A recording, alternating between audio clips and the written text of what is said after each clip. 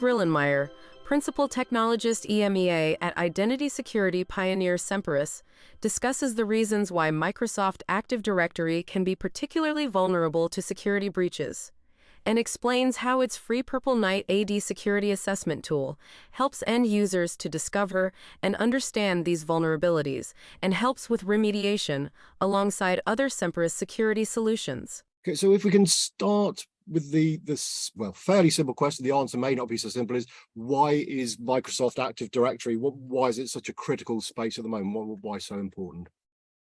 So Active Directory is basically foundation of many IT infrastructures since its inception with Windows 2000 more than 20 years ago. And it's been so successful in the market, in the Microsoft enterprise market, that it's also been adopted by still 90% of companies today, utilizing it for managing their clients, managing their server infrastructure, managing the security of their environments by allowing users to log on to systems, to have access to applications. And that's the key part that Active Directory manages for the classic, let's say, Windows 32 applications that are out there, Microsoft authentication integrated. Those are the ones that companies still rely on when they use Active Directory, as opposed to more modern cloud applications that might be able to utilize other directory services. The on-prem environment for many customers, for many clients out there, is running the so-called legacy Active Directory technology, and that has become more and more weak, of course, over the years. All the, let's say, development that Microsoft is doing, the improvements that is being done in the directory services business, in the identity management business by Microsoft, is into Azure Active Directory, and not the on-prem Active Directory that is so vulnerable these days because, well, of its ease of access for the intruders. Yeah, and with that background in mind, that is why Semperis, you launched the Purple Knight Active Directory security assessment tool. So can you perhaps just start with a high-level view as to exactly why you launched it and what it was, or what it is intended to do? Absolutely. Yeah, it's almost actually pretty much 2 years ago that Purple Knight was launched by Semperis, and it's literally there to help customers understand the security posture of their Active Directory environment. If an Active Directory environment is, or let's say any network environment is captured, compromised by intruders, they get in one way or another through a phishing mail attempt, through some malicious web link that a user in the company clicks, and with this way, an intruder is inside of a company's network, and with those fairly low permissions that an intruder has at the beginning, the Active Directory is exactly that next target. And now an intruder will try to find various vulnerabilities that they can use to elevate their privileges in Active Directory. And it is those vulnerabilities that Purple Knight also finds on behalf of the IT administrator to basically pinpoint, hey, these are things that are unsafe in your Active Directory. Should an intruder make it inside your environment, those would be the first, let's say, misconfigurations or risky configurations that an intruder very highly likely could use to further attack your environment and compromise your Active Directory. Because in the end, because of Active Directory's central element in the network infrastructure and its permissions that it grants towards all sorts of business applications and file systems and whatnot that it protects, owning it is like owning the keys of the kingdom to the company. So that's why intruders are after it, even though the real target is being after the corporate data. Yeah, but to get there, Active Directory is the tool of choice. So if you can harden it by understanding the weak spots in your own Active Directory, then you're one step ahead of maybe some other victim that that didn't harden their AD, and that's already a really good target to have. A really good situation to be in is to close some of those vulnerabilities that otherwise mark you as the next compromised victim in the cyber attack world. Okay, so in terms of the actual practical steps, as I understand it, the end user, it's a free download. So once they've carried out the download, install the software, it then runs an assessment of both Active Directory and I think Azure Active Directory. So what does that entail, and what information, before we go on to what happened next, but what does that do, and what does it discover, if you like? So we've basically designed the product to be totally easy to use. That means when you register on the website, purpleknight.com, you basically get a download link for the application, which arrives to you as a zip file. You have a zip that you unzip and put it on any client that you choose to run it on. You would typically run it yourself as a normal user, not an administrator, but as just like an end user secretary. It doesn't matter what account you use. Basically, any account in your environment typically has sufficient read permissions to understand configuration, even misconfigurations, or at least risky configurations in Active Directory. And that's exactly what intruders would try to use against you too. Active Directory by nature is very open in its read permissions, and that's what makes it so easy for intruders to find the weak spots. And that's why you should also use, as a test for the different vulnerability checks, there's over 100 that we perform in the on-prem Active Directory, over 30 that we perform in the Azure Active Directory. But I'll say some more words about the Azure part. The point is, you run it as a normal user, and then you find in your environment what an intruder would also be able to see and use against you as a next step. And that's, of course, the things that are of most interest then to the administrator to actually do something about, or at least understand where he might need to change some configurations, where he might need to lock down certain things, where he might need to reconsider on which server certain services are running. Azure AD Connect is a good example. We can talk about that a little bit later, but it's often handled as just another server that's, like managed like a file server, not by the domain admins. And that's an attack path, a system that can change your on-prem AD and is synchronizing against your Azure AD is a risky system and should be considered what we call a tier 0 system, the most protection-worthy systems in your environment, like domain controllers. And I mentioned Azure AD, and you've asked about it. Yes, Purple Knight also checks vulnerabilities in Azure, in your Azure AD tenant, but your normal user doesn't directly necessarily have connection permissions into Azure AD. That is where you do need to add a simple application account. We also have a script for that, to create a read-only account in Azure AD to read the necessary configuration items that we need to check in Azure AD to give you the same warnings, indicators of what's risky, where might you need to tweak, etc. Okay, so as the result of running that, if I understood correctly, you are then given presented with a list of potential vulnerabilities. And would you prioritize or advise people as to what needs more urgent attention? So you've got this list. I guess what I'm asking is, how does someone work out where to start with that list? Do you do that for them, or at least give them hints as to what they might want to look at for first before other things? Absolutely. So good question. The priorities are often very specific to a company by looking at the report. The report points out all the different findings, and we do so by categorization of criticality.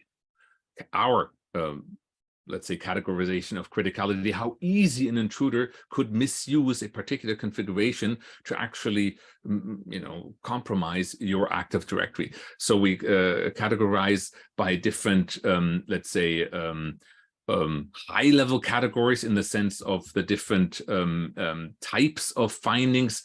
We differentiate between, just reading it off my own list here, between the classic account security settings, between AD delegation configuration, Kerberos security, AD infrastructure security, group policy security, potentially hybrid indicators between where a risk setting in your on-prem Active Directory can impact Azure AD, and then Azure AD native security indicators. And for each of these categories, there is the differentiation between a critical finding, a warning, and an informational finding that, hey, this is something that you should be aware of. But just because something is informational, depending on the situation, may still be of a high interest to get done quickly because it's an easy win, an easy increase of functionality, but not necessarily something that is dramatic in its own right. An example would be the use of the protected users group in Active Directory. In so many environments that I've done analysis in, this group, which by the nature of the term of it, protected users, is actually quite powerful. It's meant to protect your most vulnerable users like domain admins, enterprise admins, your tier 0 accounts, not your normal user. But these accounts, if they're in this group, they're restricted from being able to do certain things. Like they can no longer log on with NTLM. It's basically the weaker of the two authentication protocols, Kerberos and NTLM, that Active Directory supports.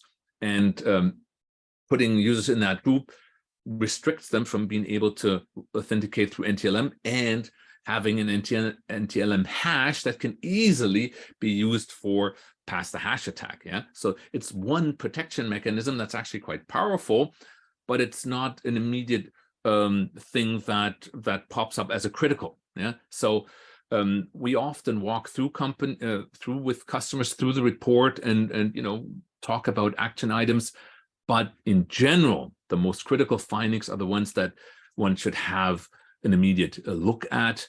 And very often it's we find weaknesses from some let's say things that should have been patched 2 years ago. Zero logon patch as an example, still found today. And if that is found in any environment, it's like the first thing companies need to act on, because it's like an open door for an intruder.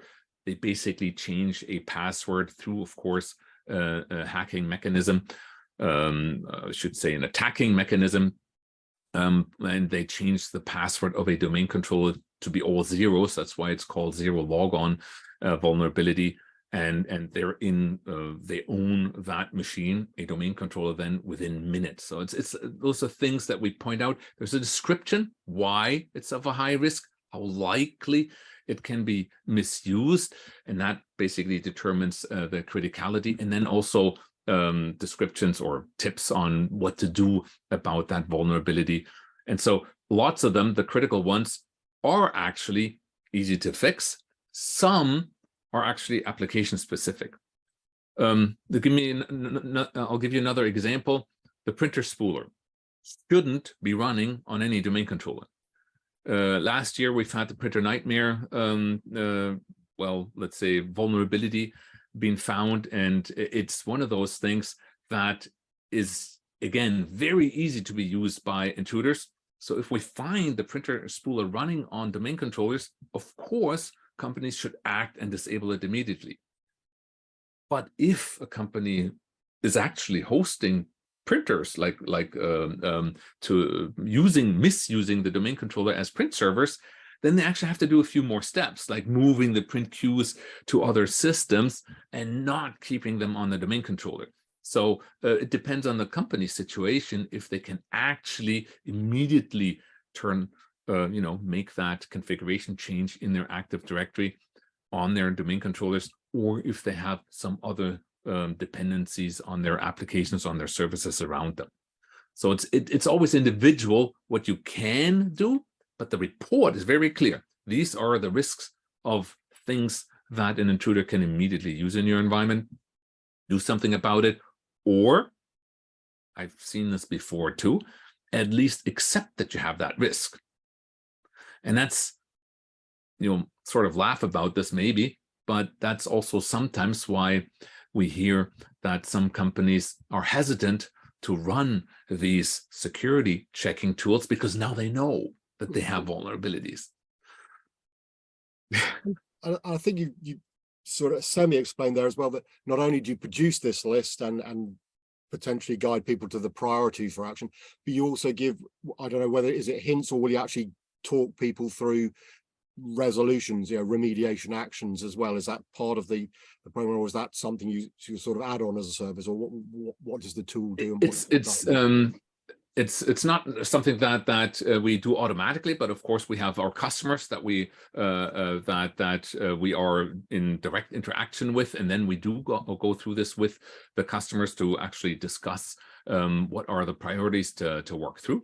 But there's also our partners that work with us, often partners that run the Purple Knight report with our customers or their customers, and then they are basically consulting those clients through the report that can also be extracted as PDF, and also the findings can be extracted as a CSV file that's easily imported into Excel and whatnot, and that you can actually work through the findings and see, like, these are the risky accounts because of this and that and that. We have to do something about this.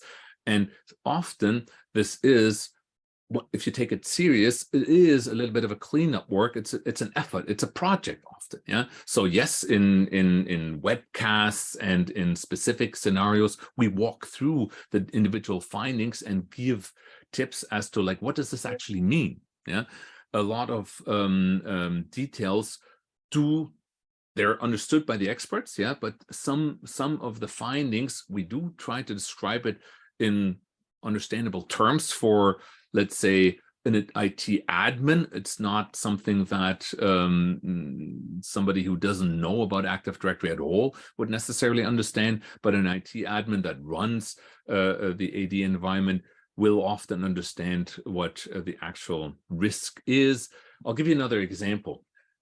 What's found in every environment, and I've slightly talked about it already, is there's an account that has high permissions to extract all sorts of data from your Active Directory. It has the DC sync permissions, basically permissions to synchronize Active Directory. And with that permission, it also has the permissions to sync all users' hashes. Yeah, so it's a very hashes are the way that passwords are stored in the directory in an encrypted way, not the clear text. Yeah, so but still, for an intruder, those hashes can be reused. Yeah, and there's one very critical hash in any environment. That's the so-called KRB-TGT hash. That is the hash of the Kerberos key distribution center that the domain controllers use to create Kerberos tokens. And if you have that hash, which you can get as an intruder when you can compromise an account that has the DC sync permission, then you can generate your own Kerberos tokens. That's then the so-called golden ticket. So suddenly, the account that has that permission, which you will find in most environments because they use it to synchronize their data to Azure Active Directory, the accounts and their passwords. They might not even sync the password, but the account still has the permission to read it. That account is exactly what an intruder would be after.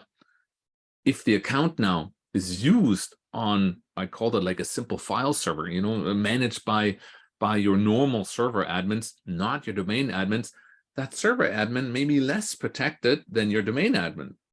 And that way, intruders sort of step their selves up the chain. That server admin might also be active on some other less protected machine. They grab his account. With that account, they can get to the DC sync account, etc., etc. Suddenly, that machine and that account where that service is running on becomes more critical in the eyes of the admin, that they understand, okay, I have to protect that machine more. And that's in the description, and a little bit, of course, with the explanations that people get from our blogs, from our webinars, from interviews like this, that they understand, okay, I actually need to have a look at this. And act on those warnings and not just see a report that's impressive and print it, put it in some binder and forget about it, but act on it. And I'm also wondering, is it a one-off activity? You download it, you run it, you get the information, and then you park it and you're done? Or is it an ongoing? Does it run in the background, or are you recommended to run it every 3 months, every 6 months? Just how often? Because clearly an IT environment's dynamic, so things change all the time. But what advice do you give as to, or as I say, does it run all the time? But yeah, please explain. Perfect question, and that's basically where we differentiate between the free tool, which you can, the user can run as often as they want. The question is, do they? Yeah.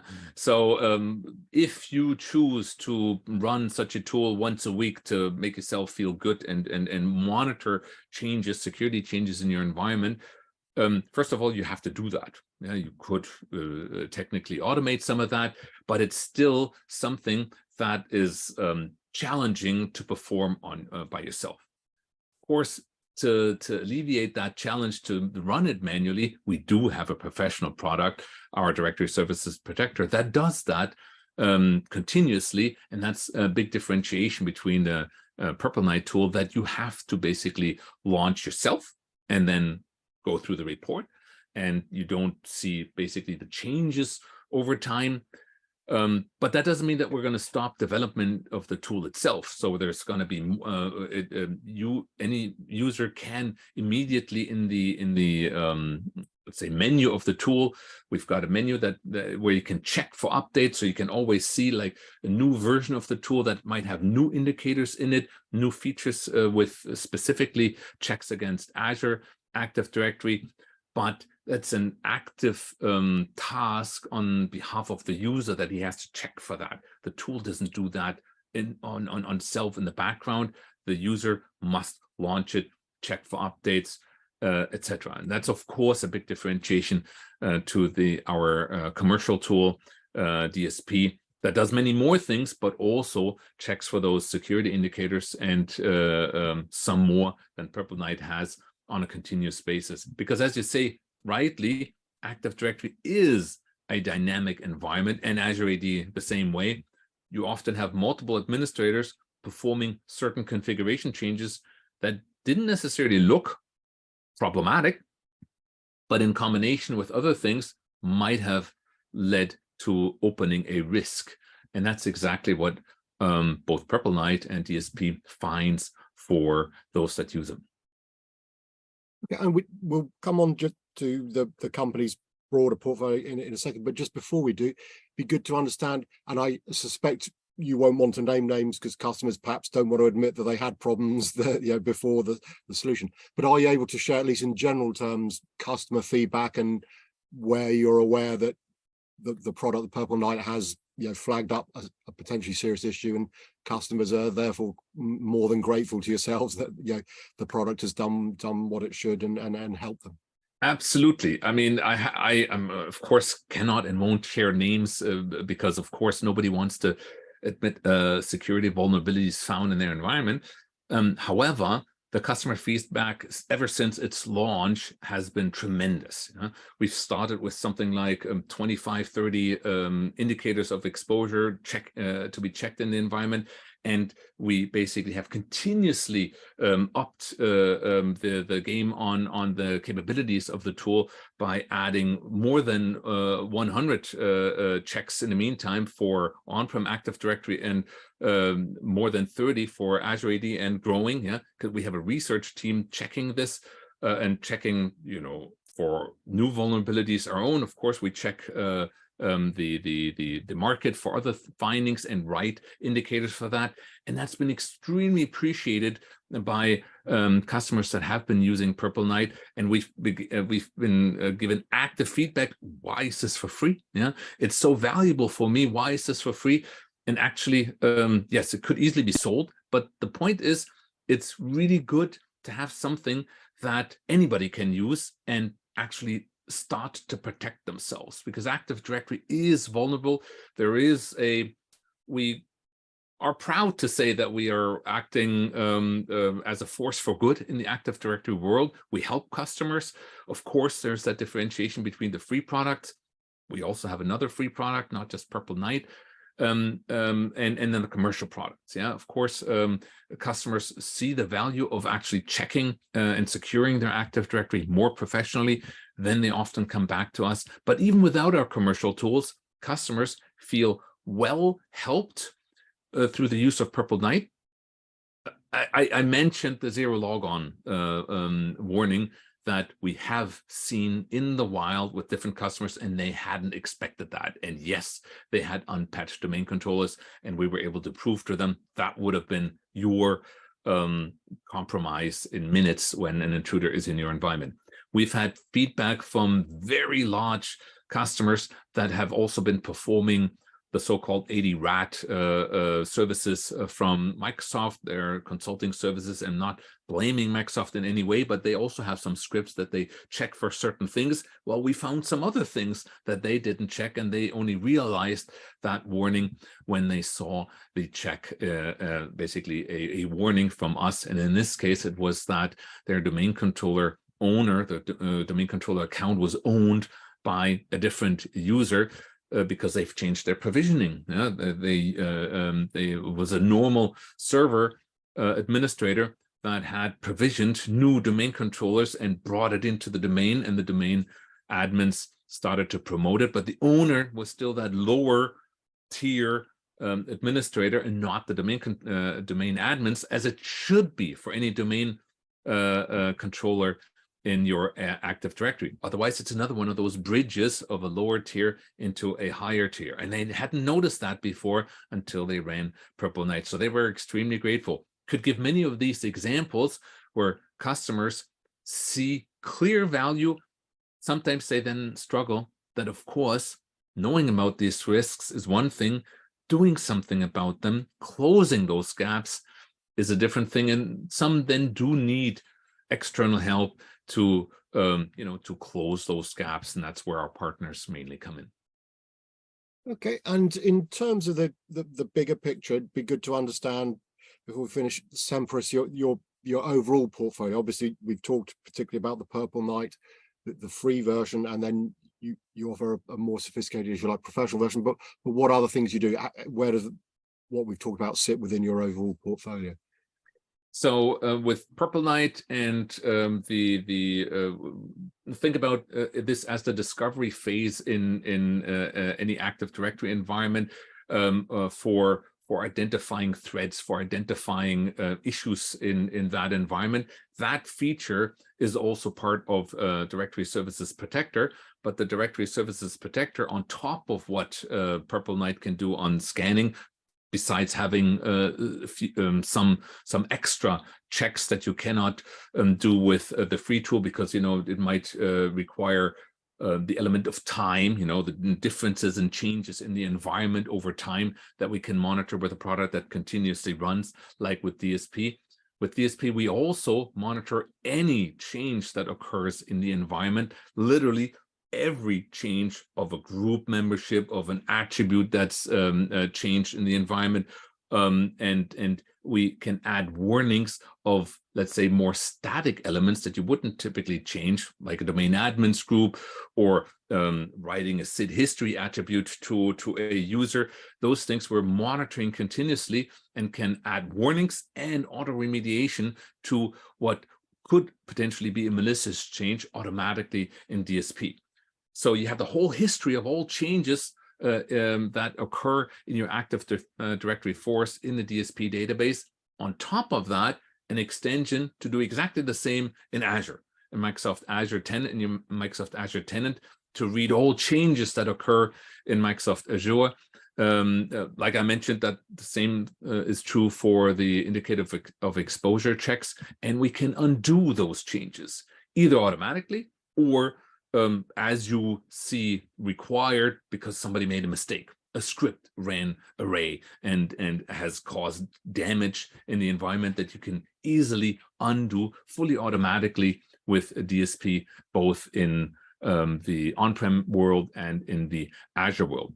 And so that's sort of the, we called it the before an attack and during an attack element of support of the security in your on-prem and Azure Active Directory.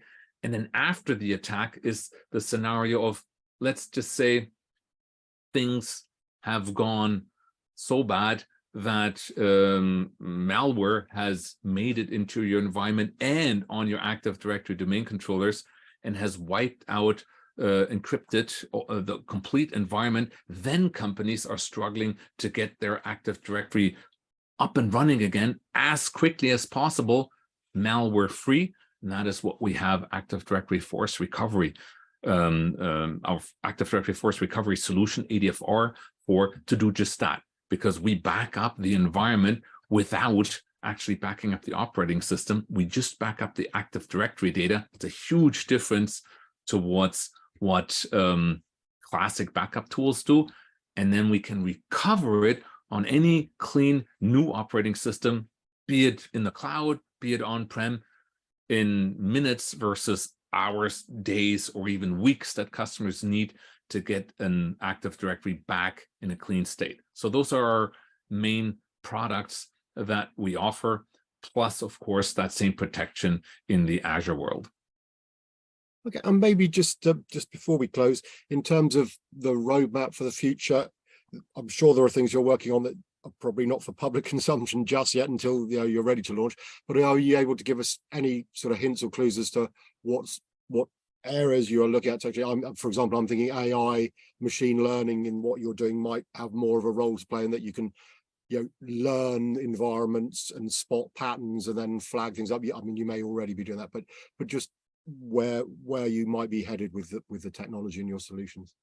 Yeah, so there's two aspects. I've just mentioned that DSP has the same functionality in the Azure AD tenant as it does in the on-prem Active Directory world, like monitoring all changes and being able to undo changes in the environment.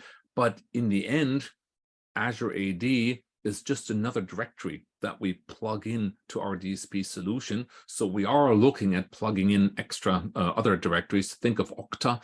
It's another directory services used fairly strongly in enterprise environments, that you're just as interested to understand as the administrator what has changed, who's changed it, and can I undo those changes, and have a clear overview of that. So we're working on such integrations, as well as, of course, more automation on understanding changes that have occurred and interpreting them, like, is a password spray attack going on? Has an intruder extracted that particular hash that we talked about, that KRB TGT hash, and to use for golden ticket attacks, etc. So the in progress attack activity is a strong area that we are investing time and effort into progressing on our DSP capabilities. Okay, and maybe just finally, and I promise a final question, because you've been very generous with your time, in terms of end users who, most of whom I imagine will have issues or areas of they're not completely satisfied with security, are there any bits of advice when it comes to assessing tools like the ones you offer, what sort of things they need to look out for, be aware of when they're looking at potential solutions, so they do make sure they've got something that's fit for purpose, as opposed to maybe they think they're getting peace of mind, well, they're getting peace of mind, but they're maybe not getting the technology to actually deliver that peace of mind in the real world? So I think the key element here is that we all know it's not just about tools. It's also about knowledge, and sharing that knowledge and being able to learn from what others have already learned in their environment. So tooling is one thing, to look at our Purple Knight tool to see the vulnerabilities of your environment. That already gives you a great starting point.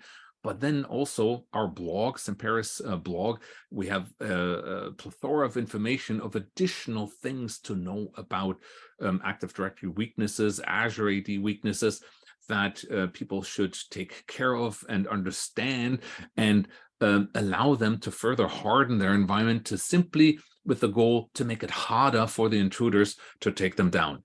The reality is, there is no, doesn't matter what tool you have, there is no 100% security. but you can at least make it harder for the intruders. You can lower your attack surface so that it might be, let's say, smaller, the attack surface, than that of your neighbor.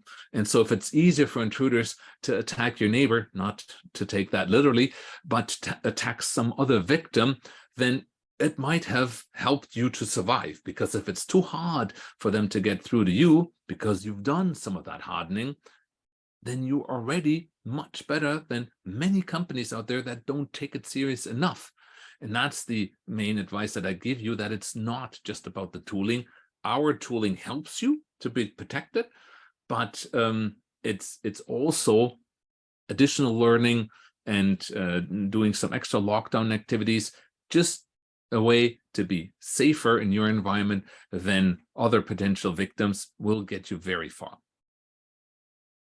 Okay, I mean, it's been fantastic to talk to you, really enjoyable, and you've shared some great insights. So, Guido, I really appreciate your time. Thank you very much. Thank you, Phil. It was a pleasure to talk to you.